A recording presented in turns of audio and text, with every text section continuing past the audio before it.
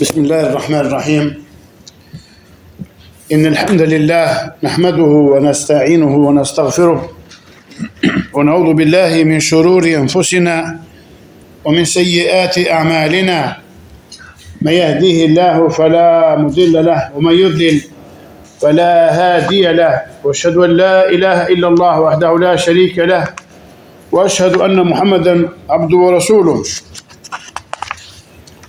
صلى الله عليه وعلى آله وصحبه ومن استنى بسنته واقتفى أثره بإحسان إلى يوم الدين.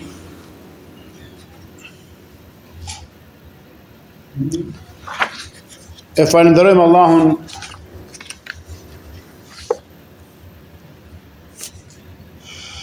me dashuri, madhërim dhe përulje. Ai vërtet meriton që të falenderohet dhe të lavdërohet për gjithë mirësitë e tij. Salavatet dhe selamet janë për pejgamberin e tij Muhamedin, të përzgjedhurin e njerëzimit, migrat e tij të ndershme, shokët e tij fisnik, edhe të gjithë ata që pasojnë rrugën dhe gjurmët dhe shtegun e tij me përpikëmbëri deri në ditën e llogarisë. Allahun e lutim na japi sukses në udhëzim dhe në japi vazhdimsi në vepra të mira,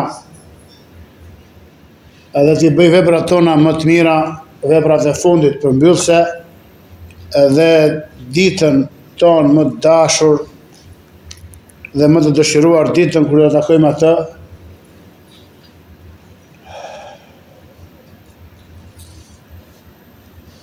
Vazhdojmë me mësimin tonë të radhës nga ky libër i begat me titull Gjawami el-Ad'iyah an-Nabawiyya, përmbledhje e duave profetike, edhe kemi arritur tek fjala e autorit i cili thot në hadithin e 21 që ka vendosur në këtë libër të begat, që Abdulrazak el-Bedr, Allah ruajt, thot Sharhu hadith Allahumma inni as'aluka bi anna laka al-hamd.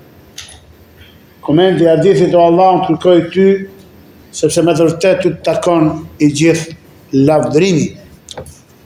Thot autori, Allah ruajt, përcjell Imam Ahmedi në Musned dhe 4 autorët e suneneve, të cilët transmetojnë nga Enes ibn Malik radiallahu ta'ala anhu se profeti sallallahu alaihi wa alihi wasallam dëgjoi një njeri pra i burr duke thënë dhe duke u lutur Allahumma inni as'aluka bi anna laka alhamdu la ilaha illa ant wahdaka la sharika lak al-mannan badi'u as-samawati wal ard dhul jalali wal ikram. Ky burr lutej dhe thoshte o Allah, unë të kërkoj ty, sepse vërtet ty të takon falënderimi, pra gjithë falënderimi, nuk ka të adhuruar tjetër me të drejtë përveç teje, i vetmi pa ortak, ti je el-Mannan, dhuruesi i madh, krijuesi i pak i krahasueshëm i qiejve dhe i tokës, zotruesi i madhështisë dhe bujarisë.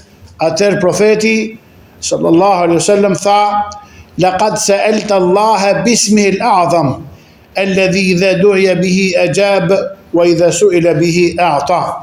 Tha alayhi salatu wasalam, vërtet ti ke kërkuar Allahut me emrin e tij më të madh, pra më madhështor, me të cilin kur lutet ai përgjigjet dhe kur kërkohet prej tij ai jep. Në shtojësin e Abu Daudit dhe të Nesait ka ardhur se ai ka thënë ja Hayyu ya Qayyum, pra në fund të kësaj duaje të gjatë dhe të bukur, o i gjallë përjetësisht, o mbajtës i çdo gjëje. Gjithashtu dhe që Abdurrazaku transmeton Ibn Majah dhe El-Hakim dhe të tjerë përveç tyre nga sahabiu fisnik Abu Umama el-Bahili se ka thënë profeti sallallahu alaihi wasallam tha Ismullahi al-a'zam alladhi idha du'iya bihi ajaba fi 3 suwarin min al-Qur'ani fi al-Baqarati wa Ali Imran wa Taha. Profeti sallallahu ka thënë emri më i madh i Allahut me të cilin kur robi i lutet ai përgjigjet, gjendet në 3 surat të Kuranit, në surën Al-Bekare, në surën Ali Imran dhe në surën Taha. Po ashtu Imam Ahmedi, Abu Daudi dhe Tirmidhi, Allahu më shëroft ata, dhe ne transmetojnë nga Esmaja e bia Jezidit, Allah që të kënaqë me të, se profeti sallallahu alaihi wasallam ka thënë: Ismullahi l-A'zam fi hatejn l-ajetejn, dhe lexoj: wa ilahukum ilahu wahid la ilaha illa huwa ar-rahmanu ar-rahim wa fatihatul kitab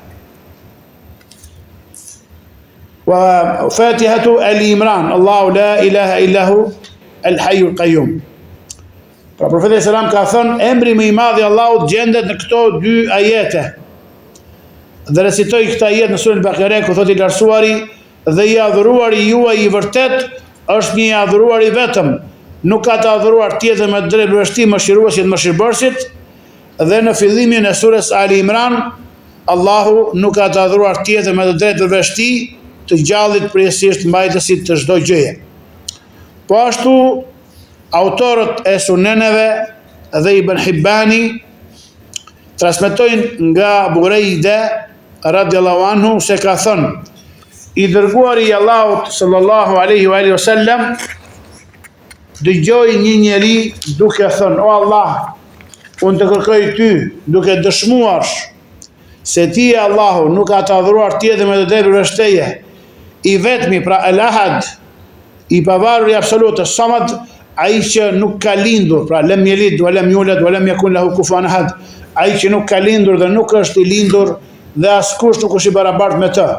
Atëherë, pra e bën tek ky robi këtë si dua hapse, me cilën hapte kërkesat e lutjet e tij drejtuar Allahut subhanahu wa taala. Atëherë i dërguar Allahut sallallahu alaihi wasallam tha: laqad sa'ala Allah bismihi al-a'zam alladhi idha su'ila bihi a'ta wa idha du'iya bihi ajab. Tha vërtet, ai ka kërkuar Allahut me emrin e tij më të madh, me të cilin kur kërkohet prej tij ai jep dhe kur lutet me të ai përgjigjet. Këto janë disa prej haditheve të sakta që përmendin emrin më të madh të Allahut, me të cilin kur i drejtohet lutja ai përgjigjet dhe kur kërkohet prej tij ai jep. Për këtë arsye, njohja e këtij emri dhe ulumtimi rreth tij, thotë Sheikh Abdurrazaku, ka pasur rëndësi të madhe tek dietarët dhe tek selefët ridwanullahi alehim. Ata kanë bërë studime të shumta, të gjata dhe të shkurtra rreth kësaj çështjeje. Ash-Shawkani, Allahu mëshiroft, ka thënë: dietarët kanë mospajtim në përcaktimin e emrit më të madh në rreth 40 mendime. As-Suyuti i ka veçuar ato në një vepër të posaçme, pra ka bërë një studim të posaçëm dhe ka përmendur këto 40 mendimet e dietarëve dhe sigurisht argumentet të cilat këto mendime që përplasen argumentohen me to. Mendimet më të njohura, thotë Shawkani, për përcaktimin e emrit më të madh janë se emri më i madh i Allahut është Allah. Është thënë gjithashtu el hayyul qayyum, pra i gjalli i përjetshëm dhe mbasi çdo gjëje. Është thënë ar-Rahman ar-Rahim, mëshiruesi mëshirploti ose mëshiruesi mëshirbërësi.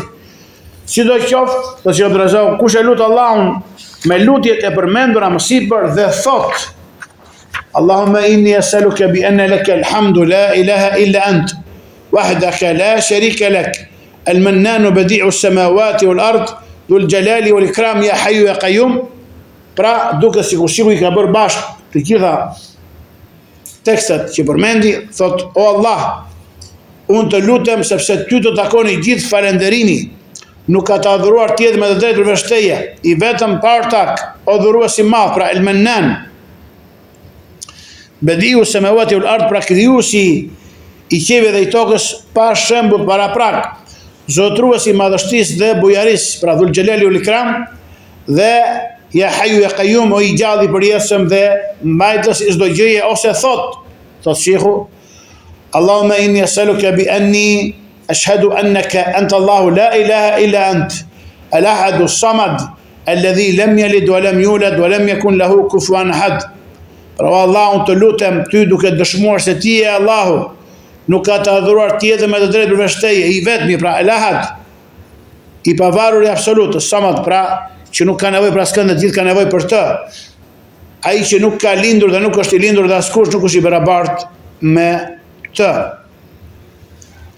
Atëherë thotë shehu, ai e ka lutur Allahun me emrin e tij më të madh, sepse profeti sallallahu alaihi wasallam ka lajmëruar për atë që e lut Allahun me këto fjalë, se ai e ka lutur atë me emrin e tij më të madh, me të cilin kur kërkohet prej tij ai jep dhe kur lutet me të ai përgjigjet. Pra kjo na sjell ndërmend historinë e Sulejmanit alayhis salam, kur i provoi, testoi ata që kishte nën sundim dhe pushtet prej njerëzve dhe xhinëve, tha kush ma sjell tha arshin e mbretërisë Sebe, pra arshin e Belkisës, nga Jemeni në Palestinë. Edhe një prej fritëve, si shka ardhën edhe të kuranore, tha ana atike bihi qabla an taqume min maqamik, unë ta sjell para se të ngrihesh nga vendi yt. Thuhet se ai dilte për të gjykuar mes njerëzve dhe për zgjidhur çështjet e popullit edhe shtetit islam, kohën e duhas dhe kohën e ikindis, pra ngrihej nga vendulja e tij. Ky ishte një ifrit i fuqishëm, ndërsa një burr i cili kishte dije prej librit, tha unë ta sjell arshin e saj para se të, pra një raje që padash, para se të hapshet mbyllës syt. Dhe thuhet në transmetime se ky njifte emrin më të madh, pra el-ism al-a'zam, njifte emrin dhe e luti Allahun me këtë emër që Allah e kishte mësuar atij. Edhe Sulejmani alayhis salam pra i gjeti arshin e Belkisës pra përpara tij. Sa një të rrahur që padash. Për të emër bëhet fjalë. Pra Sheikh Abdulrazak thotë atëherë ai ka lutur Allahun me emrin e tij më të madh, sepse profeti sallallahu alaihi wasallam ka lajmëruar për atë që e lut Allahun me këto fjalë, se ai e ka lutur atë me emrin e tij më të madh, me të cilin kur kërkohet prej tij ai jep dhe kur lutet me të ai përgjigjet. Në përgjithësi thotë shehu, lutja drejtuar Allahut dhe tawassuli pra i lejuar shariatik, afrimi tek ai me emrat dhe cilësitë e tij, konsiderohen ndër mjetet më të mëdha dhe më të dobishme dhe ndër shkaqet më të forta për pranimin e duas. Allahu i ka nxitur robërit e tij në disa vende, pra në ajete shumë të Kuranit, që të mësojnë emrat dhe cilësitë e tij dhe ta lusin atë me to. Allahu i lartësuar thot: "Walillahi al-asmaul husna fad'uhu biha, wa dharu alladhina yulhiduna fi asma'ihi, sayujzauna ma kanu ya'malun." Thot i lartësuari në këtë ajet të surën Al-Araf, Allahu t'i përkasin emrat më të bukur, prandaj lutjuni atij me to dhe largoni nga ata që devijojnë në emrat e tij, ata do të shpërblen për atë që bënin, pra për devijimin e tyre në emrat e cilësitë Allahut. Dhe thotë i lartësuar në ajetin tjetër: "Ulidu Allaha ulidu ar-Rahman, ayyama tad'u falahu al-asmaul husna." Deri në fund të ajetit në surën Al-Isra thotë i lartësuari: "Thuaj, lutuni Allahut ose lutuni Ar-Rahmanit, me cilin do emër që ta thërrisni atë, atij përkasin emrat më të bukur."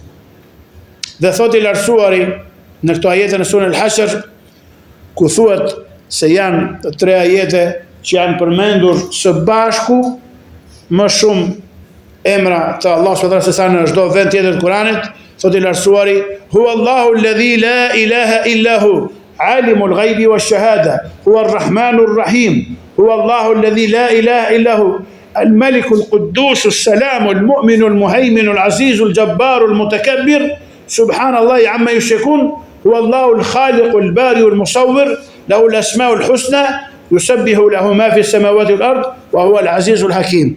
Pra këtu ka afro 20 emra të Allahut subhanahu wa ta'ala, pra të bërë bashkë në ato 3 ajete në surën Al-Hashr. Thot i lartësuari, ai është Allahu, nuk ka të adhuruar tjetër me të drejtë përveç tij, i gjithdituri, i së fshehtës dhe i së dukshmes. Ai është mëshiruesi, mëshirbërësi. Ai është Allahu, nuk ka të adhuruar tjetër me të drejtë përveç tij, sundimtari, i shenjti, paqëdhënësi, besimtari, bikëqyrësi, i fuqishmi, i plotfuqishmi, i madhrishmi. I pastër është Allahu nga ajo që ata i shoqërojnë. Ai është Allahu krijuesi, shpikësi, formësuesi. Ati përkasin emrat më të bukur. Atë e madhëron që s'ka është në qiell dhe në tokë, dhe ai është i plotfuqishmi dhe i përsosur në urtësi. Pra, të gjithë emrat e Allahut janë më të bukurit, sepse ata tregojnë për cilësitë të përsosura dhe madhështore të Allahut subhanahu wa taala. Të gjithë ata janë emra lavdërimi dhe madhrimi për Allahun. Dhe Allahu i ka pohuar vetes emrat e përsosmërisë dhe të madhështisë, dhe i ka mohuar vetes ti emrat e mangësisë. Dietari Ibn Qayyim Allahu mëshiroft ka thënë, emrat e Zotit lartësuar të gjithë janë emra lavdërimi, sikur të ishin thjesht fjalë pa kuptim, pra ka për qëllim Ibn Qayyim ata që e shtrëmërojnë kuptimin e emrave dhe cilësive të Allahut subhanahu wa taala. Nga frika se po i bresojnë to me emrat e krijesave. Thot, sikur të ishin thjesht fjalë pa kuptim, nuk do të tregonin lavdërim. Allahu i ka përshkruar ato si më të bukurit, të gjithë ato, duke thënë Allahu i përkasin emrat më të bukur. Pra, nuk janë të bukur vetëm për shkak të shqiptimit të tyre, por për shkak të kuptimeve që tregojnë nga cilësitë e përsosmërisë. Për këtë arsye, thot Ibn Qayyim, kur një beduin dëgjoi një lexues duke lexuar ajetin, pra shive beduini që njifte mirë gjuhën arabe, arabi kulluar. Ky hafiz i Kuranit thot, pra lexon, was-sariqu was-sariqatu faqta'u aydiyahuma jaza'an bima kasaba nakala min Allah. Pastaj mbaron, wallahu ghafurur rahim. Pra, thot i lartësuar në këto ajete, në surën Al-Maide, vjedhësit dhe vjedhëses pritën i duar si në shkim për ato që kanë bërë dhe së dënim nga Allahu. Më pas thot lexuesi tha gabimisht dhe Allahu është falës mëshirëplot. Përsa jeti saktë është dhe Allahu është i plotfuqishëm dhe i urti. Beduini tha, kjo nuk është fjalë Allahut. Pra përmbyllja e këtij ajeti. Lexuesi tha, po e mohon fjalën e Allahut? Ai u përgjigj, pra beduini tha, jo, por kjo nuk është fjalë Allahut. Atëherë lexuesi, pra ky hafizi u kthye tek ajo që kishte mësuar përmendësh dhe lexoi saktë herën e dytë tha, dhe Allahu është i plotfuqishëm dhe i urtë, wa huwa al-azizul hakim. Beduini tha, tani the të vërtetën. Ai është i plotfuqishëm, prandaj gjykoi dhe urdhëroi prerjen e dorës. Po të kishte falur dhe mëshiruar, pra në këtë vend të ajetit nuk do të urdhëronte prerjen e dorës. Pra shive beduini, kuptoi nga fundi i ajetit që to gabonte ky lexuesi i Kuranit. Për këtë arsye, nëse një ajet që flet për mëshirën do të përfundonte me një emër që tregon dënim ose anasjelltas, do të shfaqej mospërputhje dhe shëgullim në kuptimin e fjalës së Allahut subhanahu wa taala. Kështu bëhet dhe qartë se kuptimi i emrave të bukur të Allahut dhe njohja e domethënieve të tyre është një bazë domosdoshme për realizimin e fjalës Allahut lartësuar që thot, "Walillahi al-asmaul husna fad'uhu biha." Allahu i përkasin emrat më të bukur, prandaj lutjuni atij me to. Lutja drejtuar Allahut me emrat e tij, gjë të cilën Allahu ka urdhëruar pra në këtë ajet, thot fad'uhu, është emër, domethënë është ndaj luteni atë me të, pra kjo është folje urdhërore. Allahu ka urdhëruar në këtë ajet, realizohet vetëm kur lutësi i njeh kuptimet e këtyre emrave, me të cilët ai e lut Allahun subhanahu wa taala. Nëse ai nuk i njeh kuptimet e tyre, mund të përdor një emër në vend të papërshtatshëm në lutjen e tij. Për shembull, të përfundoj një kërkesë për mëshirë me një emër që lidhet me dënimin ose anasjelltas. Kjo do të ishte mospërputhje dhe mungesë harmonie në lutjen dhe në duan e tij. Ai që mediton mbi lutjet e përmendura në Kur'an ose në sunetin e profetit sallallahu alaihi wasallam, do të vërejë se nuk ka asnjë lutje që përfundon me një nga emrat e bukur të Allahut pa pasur një lidhje dhe përputhje të veçantë ndërmjet atij emri dhe kërkesës së lutjes. Si në fjalën e Allahut lartësuar ku thot Ibrahimi dhe Ismaili alayhi salam tek po ndërtonin Ka'ben, themelet e Ka'bës, wa idh yarfa'u Ibrahimu al-qawa'ida min al-bayti wa Ismail rabbana taqabbal minna innaka antas samiul alim.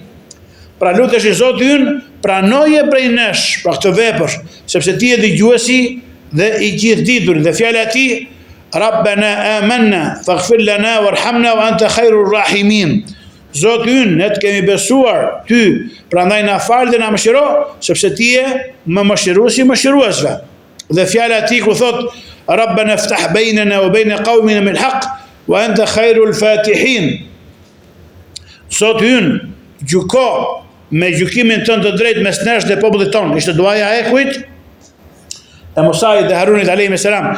Gjyko me gjykimin tënd të drejtë mes nesh dhe popullit ton, sepse ti je më i miri i gjykuesve. Dhe po kështu edhe në ajete të tjera. Disa dituria rreth emrave dhe cilësive të Allahut subhanahu wa taala është një ndër dijet më të nderuara dhe më fisnike të shariatit. Para marifet al-asma wa sifat, ilm al-asma wa sifat. Kjo për arsyen se kjo dije lidhet me më të lartin dhe më të nderuarin që mund të njihet, dhe ai është Allahu i plotfuqishëm dhe i madhruar. Njohja e tij, njohja e emrave, cilësive dhe veprave të tij është më fisnike nga të gjithat dijet fetare. Kërkimi i fytyrës pra e kënaqësisë së tij është qëllimi më i lartë. Adhurimi i tij është vepra më fisnike, ndërsa lavdrimi, madhrimi dhe përmendja e tij me emrat dhe cilësitë e tij janë fjalët më të nderuara. Kjo është themeli i Hanifijes, pra fesë Ibrahimit alayhis salam, dhe është feja mbi të cilën janë bashkuar të gjithë profetët. Fjalët e tyre kanë qenë të njëjta, thirrja e tyre ka qenë e përbashkët, dhe këshillat të shpjegimet e tyre janë përputhur me njëra tjetrën. Lëvdat dhe shpëtimi i Allahut qoftë mbi të gjithë ata. Madje kjo është një nga themelet madhore mbi të cilat janë ngritur thirrjet e të dërguarve. Pra tauhidi i Allahut subhanahu wa taala, qoftë tauhidi i adhurimit apo tauhidi i emrave dhe cilësive të tij. Ajo është rruga e nderit, lartësimit dhe përmirësimit të robit në këtë botë dhe në botën tjetër. Vërtet kushdo që ka në zemrën e tij qoftë edhe pak jetë e gjallëri, ka dashuri për Zotin e tij, dëshirë për fytyrën dhe kënaqësinë e tij dhe mall për takimin me të. Andaj kërkimi i kësaj dijeje, përpjekja për ta njohur atë, shtimin e kuptimit dhe depërtimin e saj, pyetja rreth saj dhe hulumtimi për të, thoshte Abdurazaku, janë ndër synimet e tij më të mëdha, kërkesat e tij më të larta dhe qëllimet e tij më fisnike. Zemrat e shëndosha dhe shpirtrat e qetësuar, pra në përmendjen e Allahut dhe në adhurimin e tij, nuk kanë mall më të madh për asgjë se sa për njohjen e kësaj çështjeje, dhe nuk gëzohen për asgjë më shumë se sa kur arrin të njohin të vërtetën mbi të. Pra këtu mbaroi fjala e Ibn Qayyimit, Allahu mëshiroft. Kjo njohje është ajo mbi të cilën ose rreth së cilës sillet lumturia, arritja e përsosmërisë, ngritja në shkallët e lartësisë, fitimi i mirësive të kësaj bote dhe të botës tjetër, arritja e kërkesave më madhështore, dëshirave më të suksesshme dhe dhuntive më të çmuara. Njerëzit, thot Ibn Qayyimi, vazhdim thot, në këtë çështje janë të ndryshëm. Disa marrin shumë prej saj, disa pak, ndërsa disa të tjerë janë të privuar krejtësisht. Allah na rujt. Mirësia është në dorën e Allahut, ai ja jep kujt të dojë, dhe Allahu është zotëruesi i mirësisë së madhe. Kur robi e njeh Zotin e tij, e do atë, qëndron i përkushtuar në adhurimin e tij, zbaton urdhrat e tij dhe largohet nga ndalesat e tij. Atëherë përmes kësaj njohjeje dhe këtij adhurimi, të cilat janë qëllimi i krijimit dhe i urdhrimit, ai arrin përsosmërinë njerëzore të shpresuar dhe lartësinë e synuar. Madje shpirtrat nuk kanë nevojë për asgjë më të madhe se sa për njohjen e krijuesit dhe formësuesit ose formdhënësit të tyre. Dhe dashuria për të, përmendja e tij, gëzimi me të, kërkimi i afrimit tek ai dhe i pozitës së lartë pranë tij. Nuk ka ajo që ndodh me pjesën dërmuese në muslimanëve, rrugëtyrë që Allahu ka mëshiruar, që janë të shqetësuar me dynjan e tyre, garojnë në atë që Allahu ka garantuar furnizimin që barkun e nënës, dhe ka lënë mbrapa këtë dije shariatike, pra dijen e tauhidit, dijen e al-asma wa sifat, dhe përmbushjen dhe realizimin e qëllimit të krijimit. Pra që të shijosh, të hysh në xhenetin e dunjas para xhenetit të ahiretit, si ka thënë Sheikhul Islam Ibn Taymija, ka thënë në dynja është i xhenet. Kush nuk hyn në të nuk do të hyjë në xhenetin e ahiretit. Ka për qëllim këtë njohjen e emrave të cilësive të Allahut, që është i kënaqur dhe i lumturuar, të kesh objektiv arritjen e kënaqësisë së Allahut.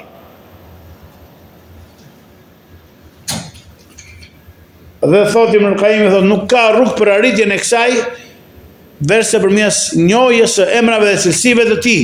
Sa më i ditur të jetë robi për to, aq më shumë e njeh Allahun, aq më shumë e kërkon atë dhe është më afër me të.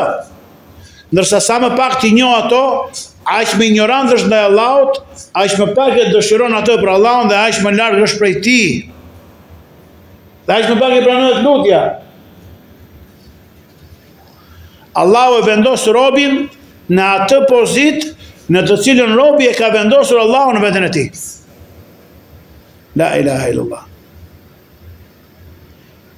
Për këtë arsye, përmendja e emrave dhe cilësive të Allahut në Kur'an është më e shumtë se përmendja e çdo çështjeje tjetër, sepse ato janë gjërat më madhështore. Po shikosh, nuk ka faqe të Kur'anit pa përfunduar me emra dhe cilësitë të Allahut. I gjithë Kur'ani me emra dhe cilësitë të Allahut subhanahu wa taala. Më të vlefshme dhe më të larta që janë përmendur në Kur'an pra janë emrat e cilësitë të Allahut subhanahu wa taala. Sheikhul Islam Ibn Taymija Allahu mëshiroft ka thënë, në Kur'an ka më shumë përmendje të emrave, cilësive dhe veprave të Allahut se sa përmendje të ngrënies, pirjes dhe martesës në xhenet. Për shpërblimet që Allah ka përgatitur për banorët e xhenetit. Ajetet që përmbajnë emrat dhe cilësitë të Allahut kanë pozitë më të lartë se ajetet që flasin për jetën e ardhshme, pra për ahiretin. Prandaj ajeti më madhështor në Kur'an cili është? Ajeti Kursi, cila përmban përmendjen e emrave dhe cilësive të Allahut subhanahu wa taala. Kjo është vërtetuar në hadithin e saktë që transmeton Imam Muslimi se profeti sallallahu alaihi wasallam i tha Ubej ibn Ka'bit, ka qenë prej shkruesve të Kuranit dhe hafiz i madh i Kuranit dhe lexuesi i bukur i Kuranit, i tha: a e di ti cili ajet në librin e Allahut është më i madhi, o Muadh, Ubej ibn Ka'b? Ai ju përgjigj: Allahu la ilaha illa huwa al-hayyul qayyum. Pra ajeti Kursi, Allahu nuk ka të adhuruar tjetër me drejt vërtetë të gjallit të përjetshmit, mbajësit të çdo gjëje. Si i tha pejgamberi selam atij, i tha, atëherë profeti selam e goditi lehtë në krahëror me dorën e tij dhe tha: qofshi begat me këtë dije o Ebul Mundhir, kështu e kësherofkën Ubej ibn Ka'bi. Qofshi begat me këtë dije që të ka dhënë Allahu. Po ashtu surja më e vlefshme është Kur'an, suratul Fatiha, siç është vërtetuar në hadithin e Abu Said ibn al-Mu'alla, në hadithin sahih që përmend Tirmidhiu dhe ka saktuar Al-Albani. Profeti sallallahu alajhi wasallam i tha atij, e kishte emrin Abu Said, jo al-Khudri, po ibn al-Mu'alla radiyallahu ta'ala anhu, i tha: nuk është zbritur në Teurat, as në Injil, as në Zebur dhe as në Kur'an diçka e ngjashme me të, pra me surën Al-Fatiha. Ajo është 7 ajetet që përsëriten dhe Kur'ani madhështor që më është zënë mua. Në këtë sure ka përmendje të emrave dhe cilësive të Allahut më shumë se sa përmendja e ahiretit. Është vërtetuar gjithashtu në hadith të saktë se profeti selam ka thënë në disa rrugë transmetimi se Qul huwa Allahu ahad, pra surja Al-Ikhlas thuaj ai Allahu është një, është e barabartë me 1/3 e Kur'anit. Po ashtu është vërtetuar në hadithin e saktë se profeti selam e përgëzoi atë njeri që e lexonte këtë sure. Historia ka ardhur se pejgamberi selam zgjodhi një grup sahabësh tip ekspedite. Dhe u vendosi një prej tyre, një sahabë u vendosi si emish, tha: binduni emirit tuaj. Ky çdo namaz që falte me ta, gjithmonë do e mbyllte me Qul huwallahu ahad. Shokët e tij u mërzitën, tha: ky gjithmonë me surën Ikhlas. Doni që të lexonte më gjatë. Dhe u ankuan te pejgamberi selam. Ai emiri që na zgjodhe gjithmonë e mbyllte me surën Ikhlas.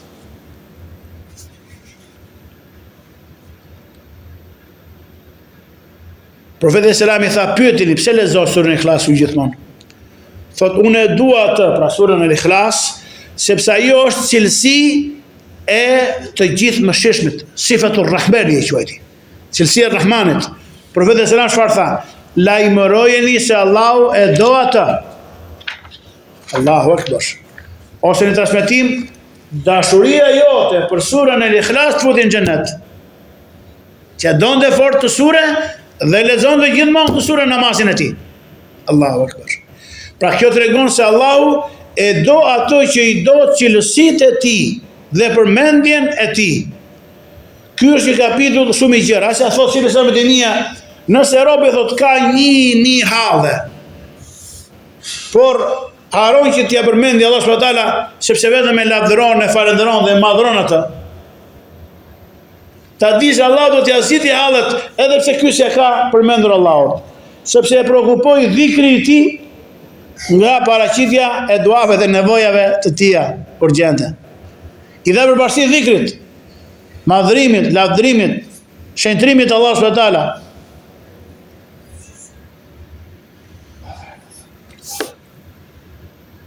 Kjo tregon se Allahu e do ato që i do cilësitë e tij dhe përmendjen e tyre. Dhe ky është një kapitull shumë i gjerë. Mbaroj fjala e Shehit Temijes.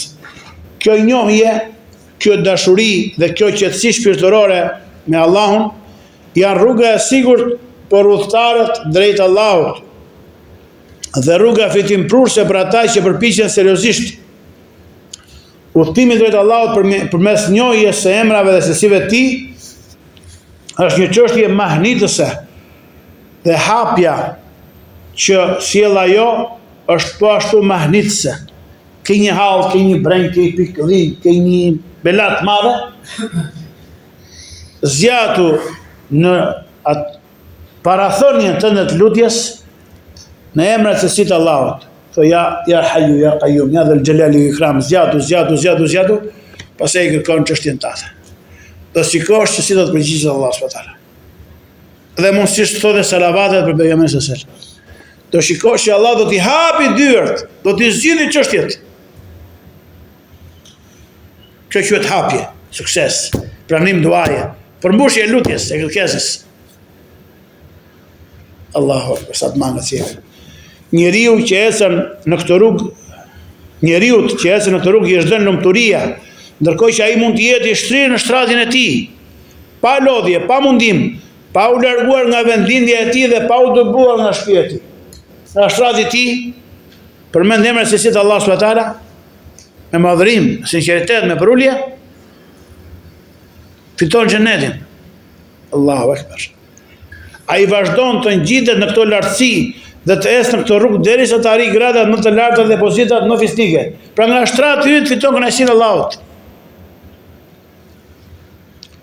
Rruga për të arritur këtë njohje është që njeriu të sjell vazhdimisht në mendje kuptimet e emrave të bukur të Allahut dhe t'i vendos ato në zemrën e tij. Pra ka dije njeri, ka fiqh, ka dhe kuptim sakt të emrave të cilësive të Allahut subhanahu wa taala. Derisa thot zemra të ndikohet nga pasojat dhe kërkesat e tyre e të mbushet me njohurit më të larta të tyre. Për shembull, emrat që tregojnë madhështinë, krenarinë, lavdin, lartësinë dhe madhërimin e Allahut e mbushin zemrën me respekt, madhërim dhe nderim për Allahun. Emrat që tregojnë bukurinë, mirësinë, bamirësinë, mëshirën dhe bujarinë e tij e mbushin zemrën me dashuri për Allahun, mall për të dhe takimin me të, lavdrim dhe falënderim ndaj tij. Pra kur robi lidhet me Allahun subhanahu wa taala, emrat që tregojnë fuqinë, urtësinë, dijen dhe aftësinë e tij e mbushin zemrën me përulje, nënshtrim, frikë respekt dhe thyrje dhe përulje para Allahut subhanahu wa taala. La ilaha illallah.